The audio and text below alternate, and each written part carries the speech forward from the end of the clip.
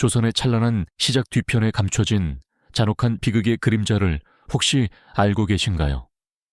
한 왕조가 영광스럽게 태동하던 그 순간, 권력을 향한 맹목적인 욕망이 어찌나 무서웠던지, 친형제를 칼날 위에 세우고 급기야 아들을 잃은 아버지가 왕위를 버리게 만든 밤의 이야기는 실로 충격적이지요. 과연 무엇이 태조 이성계의 아들들을 서로에게 칼을 겨누게 했을까요?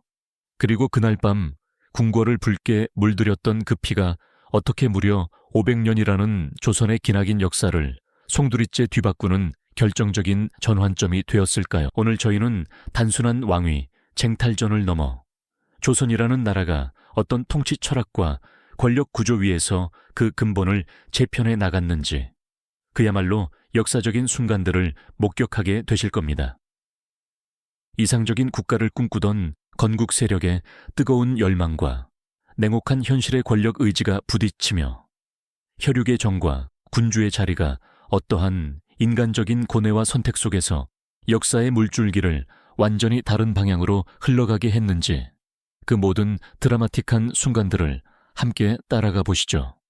이 이야기는 단순한 과거의 기록을 넘어 오늘날 우리에게도 많은 질문을 던지는 생생한 교훈이 될 테니까요. 저 멀리 한양의 새로운 도성이 위용을 드러내고 정도전이 설계한 경복궁의 웅장한 전각들이 햇살 아래 눈부시게 빛나던 그 시절, 태조 이성계의 마음속에는 오직 백성들이 평화롭고 풍요롭게 살아갈 수 있는 이상적인 나라를 만들겠다는 굳건한 염원이 자리하고 있었습니다. 오랜 전쟁과 혼란을 끝내고 새로운 시대를 열겠다는 그의 꿈은 그야말로 조선 건국의 가장 큰 동력이었죠. 어지러운 세상을 바로잡아 백성을 편안하게 하는 위민, 웨이민, 웨도를 실현하겠다는 그의 의지는 흔들림이 없었습니다. 그리고 그 꿈을 현실로 만들어줄 설계자로 태조는 당대 최고의 지략가이자 혁명가였던 정도전을 굳게 신뢰했습니다. 정도전은 왕이 모든 것을 독단적으로 결정하는 것이 아니라 유능한 재상들이 합의를 통해 국정을 이끌어가는 이른바 재상 중심의 정치 체제를 구상하고 있었죠. 이는 강력한 왕권보다는 백성의 안녕을 최우선으로 하는 그야말로 혁신적이고 이상적인 국가 운영의 청사진이었습니다. 그는 백성을 위한 나라를 만들기 위해서는 왕실의 사적인 권력보다는 공적인 시스템이 중요하다고 보았던 것이죠. 하지만 희망찬 새 시대의 여명 속에서도 보이지 않는 곳에서는 불안의 씨앗이 조용히 싹트고 있었습니다. 태조 이성계에게는 8명의 아들이 있었고 그 중에서도 특히 5째 아들 이방원의 존재감은 실로 막강했습니다. 그는 위화도 회군부터 조선 건국에 이르기까지 아버지의 가장 든든한 조력자이자 전장에서 잔뼈가 굵은 뛰어난 야전 사령관이었죠. 혁명에 누구보다 큰 공을 세웠기에 그가 가진 정치적 영향력은 다른 왕자들과는 비교할 수 없을 정도였습니다. 그의 눈빛에는 언제나 강한 의지와 야망이 번뜩였습니다. 게다가 이방원을 비롯한 여러 왕자들은 각자 사병을 거느리고 있었는데, 이는 비록 건국 초기에는 왕실의 힘을 지탱하는 중요한 요소였지만 동시에 언제든 왕권의 위협이 될 수 있는 잠재적인 불안 요소로 인식되기 시작했습니다.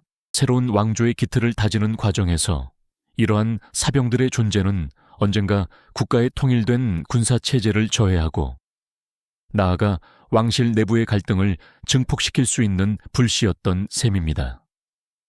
마치 고요한 연못 아래 숨겨진 거대한 암초처럼 말이죠. 이제 막 건국된 조선의 앞날에는 장밋빛 희망만 가득했던 것은 아니었습니다. 특히 왕위를 이을 세자를 누구로 책봉할 것인가를 두고 궁궐 안팎에서는 미묘한 긴장감이 감돌기 시작했습니다. 공이 큰 왕자들과 태조의 신임을 받는 정도전 사이에서 각자의 이상과 현실적인 권력 의지가 서서히 충돌하고 있었던 겁니다. 마치 팽팽하게 당겨진 활시위처럼 언제 터질지 모르는 위태로운 평화가 이어지고 있었죠. 새롭게 세워진 나라의 기틀을 다지는 과정에서 이렇듯 희망과 함께 드리워진 불안의 그림자는 과연 어떤 비극을 예고하고 있었을까요? 아직은 고요해 보이는 수면 아래에서 거대한 역사의 소용돌이가 꿈틀대고 있었던 것이죠. 이처럼 조선 건국 초기 이상적인 국가를 향한 열망과 현실적인 권력 투쟁의 씨앗이 동시에 뿌려지면서 역사의 거대한 전환점이 서서히 다가오고 있었던 것입니다. 이처럼 조선 건국 초기 이상적인 국가를 향한 열망과 현실적인 권력 투쟁의 씨앗이 동시에 뿌려지면서 역사의 거대한 전환점이 서서히 다가오고 있었던 것입니다. 새로운 왕조의 기틀을 다지는 과정은 결코 순탄치 않았습니다. 태조 이성계의 오랜 꿈이었던 백성을 위한 나라를 만들려는 재상정도전과 강력한 왕권을 통해 국가를 이끌고자 했던 태조의 다섯째 아들 이방원의 대립은 이미 깊어지고 있었죠. 정도전은 왕실의 사병을 혁파하고 재상 중심의 통치체제를 확립하려 했습니다. 하지만 왕위에 오르기까지 수많은 전장을 누비며 자신의 힘으로 나라를 세운 태조의 아들들, 특히 이방원에게 이러한 재상 중심의 정치는 받아들이기 힘든 것이었습니다. 자신의 피와 땀으로 이룬 왕권이 신하들에게 좌우되는 것을 용납할 수 없었던 것이죠. 이러한 갈등의 불씨에 기름을 부은 것은 바로 세자 책봉 문제였습니다. 태조 이성계는 개국에 큰 공을 세운 이방원 등의 아들들을 제쳐두고 막내 아들 이방석을 세자로 책봉했습니다. 이는 정도전이 주도한 결정으로 알려져 있는데요. 이방석은 왕실의 외척 세력이 미약하여 재상 중심의 정치를 펼치기에 유리하다고 판단되었기 때문입니다. 하지만 이방원에게는 청천벽력과 같은 소식이었겠죠. 그는 자신이 아버지의 위협을 잇고 새로운 조선을 이끌어갈 적임자라고 굳게 믿고 있었습니다.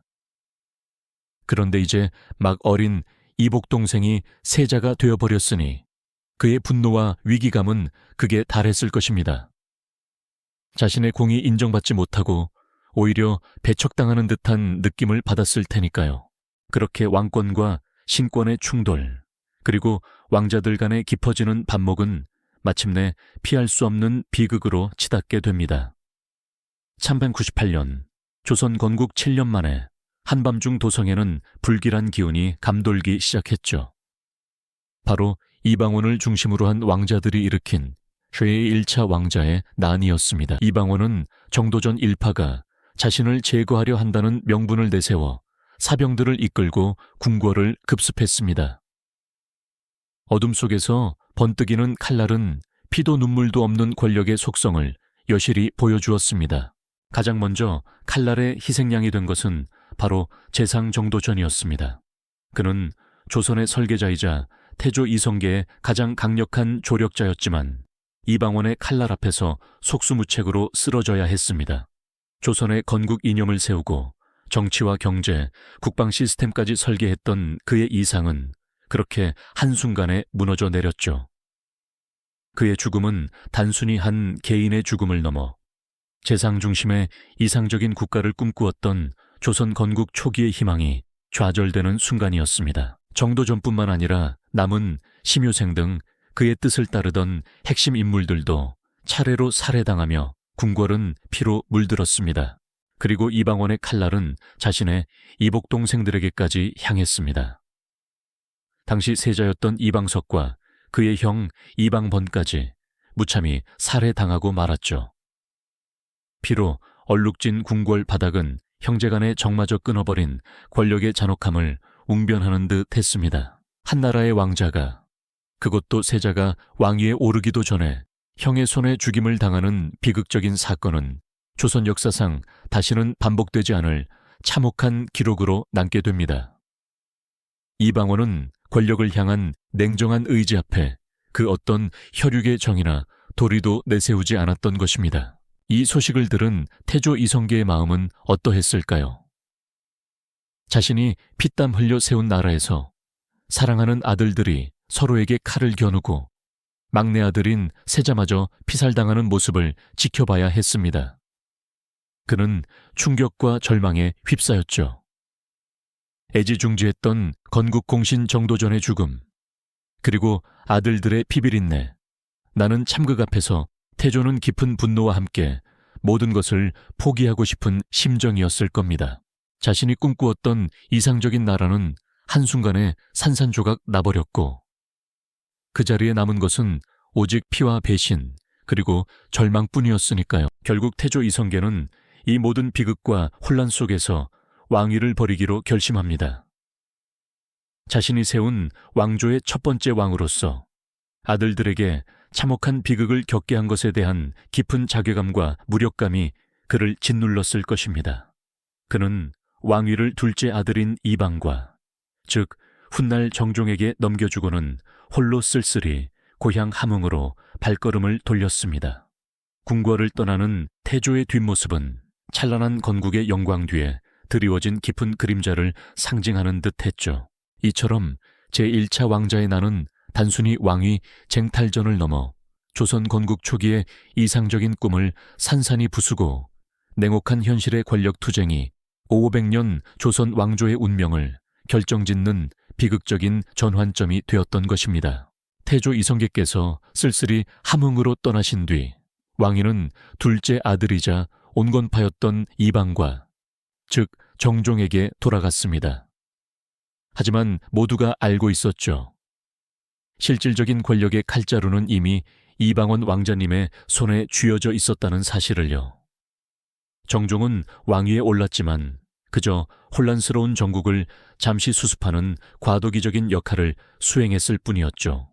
궁궐은 여전히 숨막히는 긴장감에 휩싸여 있었고 피비린내 나는 권력 투쟁의 그림자는 쉬이 걷히지 않았습니다. 권력을 완전히 장악하려는 이방원 왕자님의 앞에는 아직 넘어야 할 마지막 고비가 남아 있었으니까요. 그것은 바로 제2차 왕자의 난이었습니다.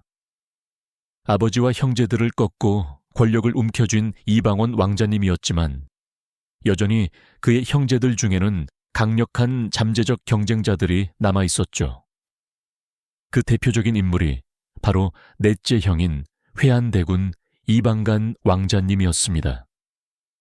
이방간 왕자님은 권력을 독점하려는 이방원 왕자님에게 불만을 품고 있었고 박포라는 인물의 부추김을 받아 기어코 병력을 일으키고 말았습니다. 하지만 이미 제1차 왕자의 난을 통해 강력한 군사적 기반과 확고한 지지 세력을 구축했던 이방원 왕자님을 막기에는 역부족이었죠.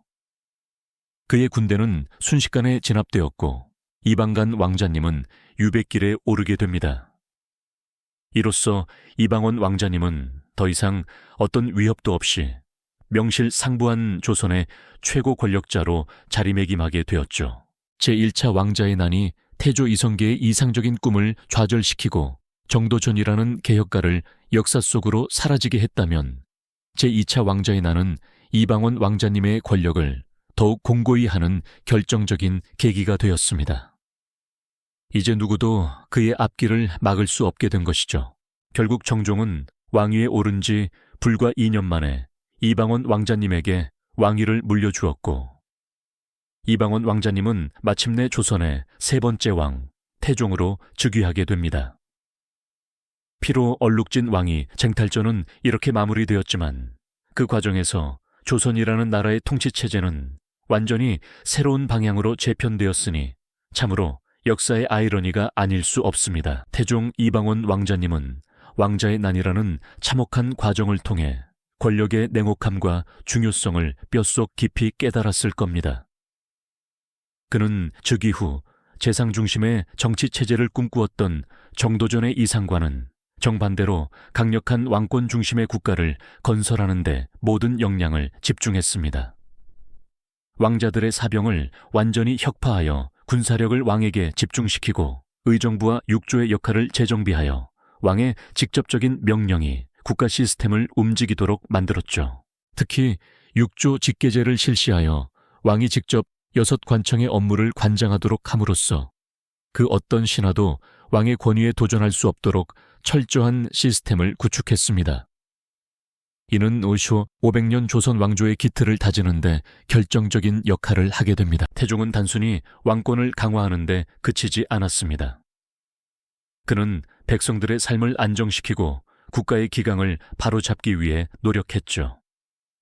호패법을 실시하여 백성들을 효율적으로 관리하고 세금을 걷었으며 신문고를 설치하여 백성들의 억울함을 직접 듣고자 했습니다. 또한 공신 세력이나 외척의 발호를 경계하며 필요하다면 가차없이 숙청하는 냉철한 모습을 보이기도 했습니다. 이 모든 조치는 제1차 왕자의 난이라는 비극적인 경험을 통해 얻은 교훈이자 흔들림 없는 왕조를 만들겠다는 태종의 굳건한 의지를 보여주는 것이었죠. 그는 자신의 손으로 피를 묻히고 왕위에 올랐지만 그 피로써 조선이라는 국가의 토대를 더욱 단단히 다졌다고 볼 수 있습니다. 이처럼 왕자의 난은 단순히 왕자들 간의 권력 다툼을 넘어 조선 건국의 이상적인 꿈이 냉혹한 현실의 권력 의지와 충돌하며 완전히 새로운 질서를 탄생시킨 결정적인 사건이었습니다.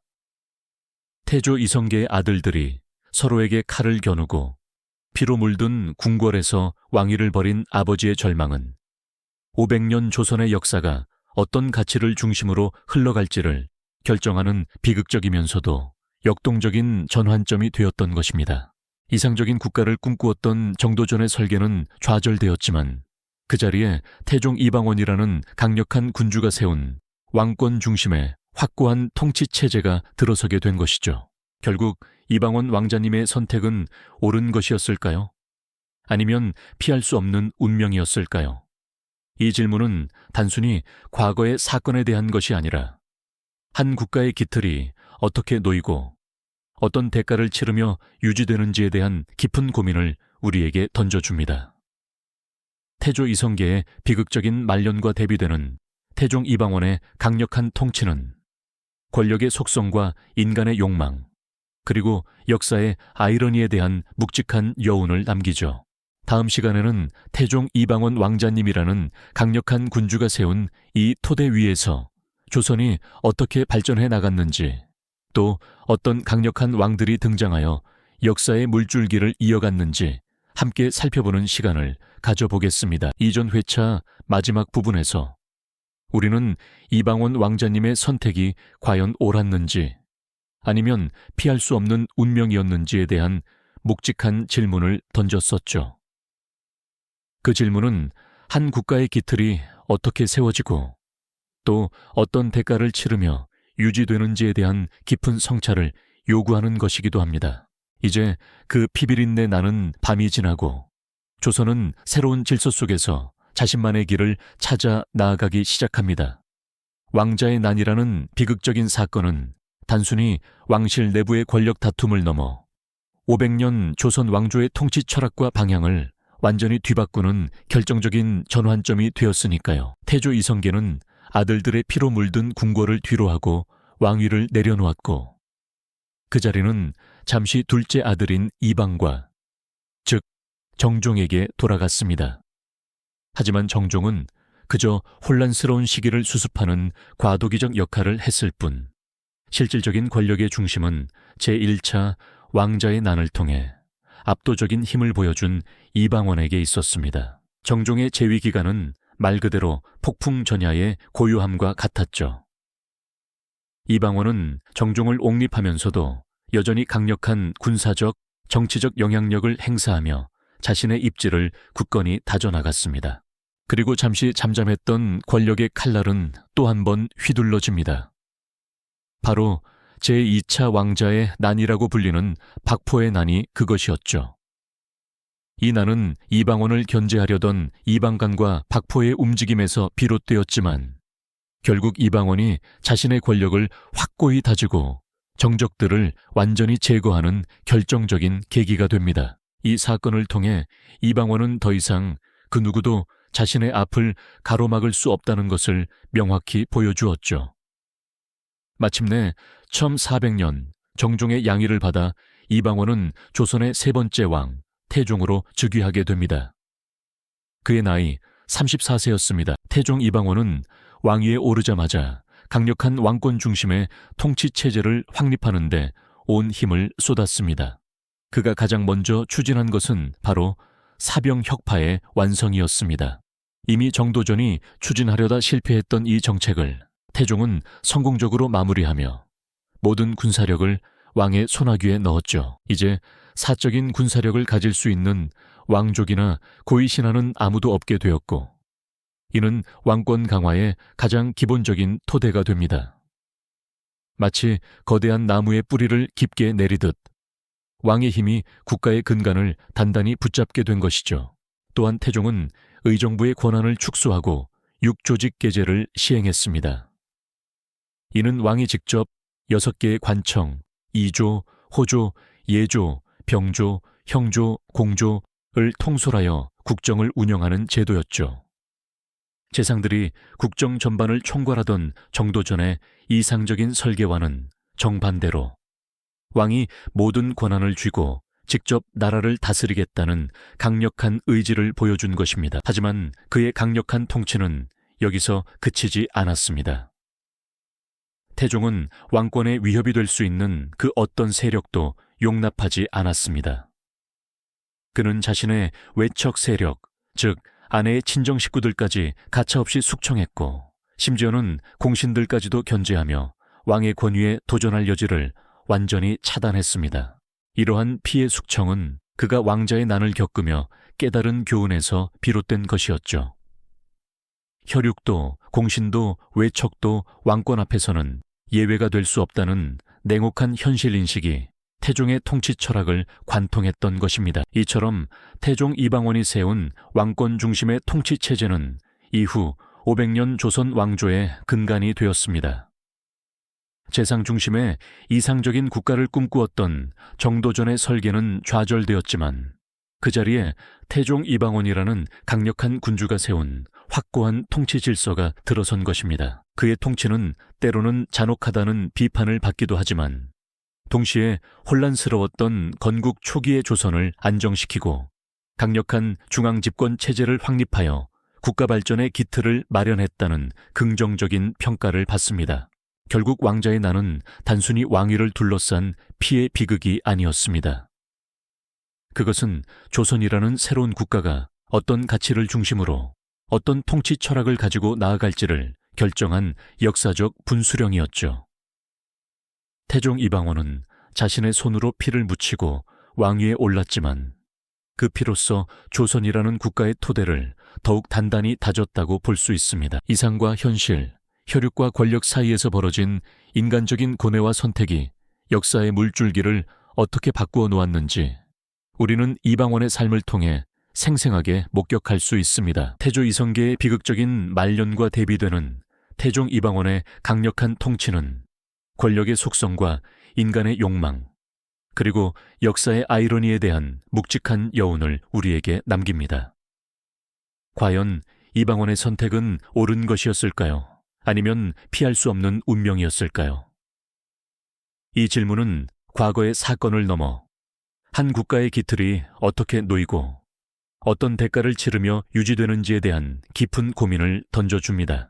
다음 시간에는 태종 이방원이 세운 이 강력한 토대 위에서 조선이 어떻게 발전해 나갔는지, 또 어떤 위대한 왕들이 등장하여 역사의 물줄기를 이어갔는지 함께 살펴보는 시간을 갖도록 하겠습니다. 이 영상이 도움이 되셨다면 좋아요와 구독 부탁드립니다. 여러분의 응원이 제게 큰 힘이 됩니다. 다음 영상에서도 더 유용한 정보를 공유하겠습니다. 감사합니다.